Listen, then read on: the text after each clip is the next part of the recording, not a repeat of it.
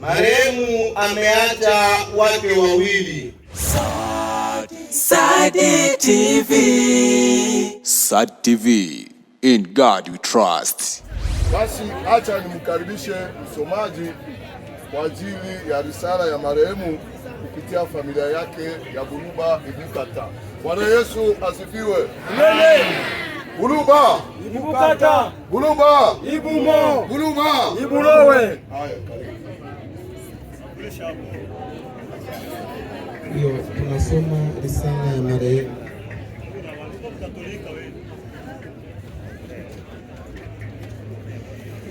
Familia ya Buluba Ibukata inachukua nafasi kuweza kuwashukuru familia, ndugu, jamaa na marafiki, majirani, kijiji na kanisa kwa kutoa ushirikiano mkubwa tangu kipindi hiki cha majonzi kwa ajili ya ndugu yetu, mtoto wetu Danieli Kalonda Shaban kuzaliwa. Marehemu alijulikana kwa jina la Danieli Kalonda. Alizaliwa Kalemi tarehe 27 mwezi wa 12 mwaka wa 1981.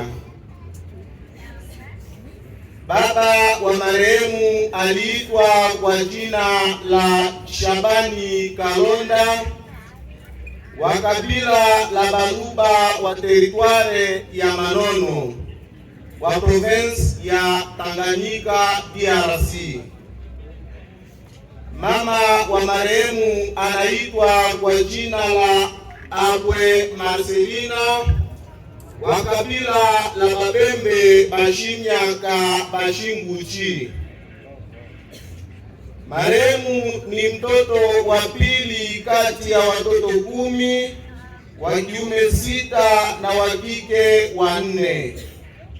Ndoa. Marehemu alioa na kuzaa watoto 9, wa kiume 2 na wa kike 7. Marehemu ameacha wake wawili. Mke wa kwanza anaitwa kwa jina la Jacqueline wa kabila la Baluba wa Nyunzu. Mke wa pili anaitwa Mado Mtoke wa kabila la Wadabwa. Marehemu alibahatika kupata wajukuu wawili. Jumla marehemu ameacha familia ya watu 11. Elimu. Marehemu alisoma shule la msingi kwa Kifaransa primaire. Pia alimaliza sekondari na kufanikiwa kupata diplome d'etat. Kazi. Marehemu alikuwa mfanyakazi kwenye shirika la World Vision kwenye kitengo cha Loaders. Pia alikuwa mfanyakazi kwenye shirika la DRC kwenye kitengo cha Loaders kwa cheo cha supervisor na kwenye vitengo mbalimbali. Alikuwa pia mmoja kwenye vikundi mbalimbali vya kijamii ikiwemo kikundi cha Utajiju.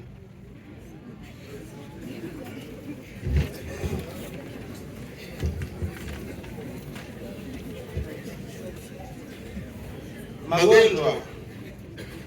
Marehemu alisumbuliwa na ugonjwa wa ini kwa muda mrefu hadi umauti ulipomfika.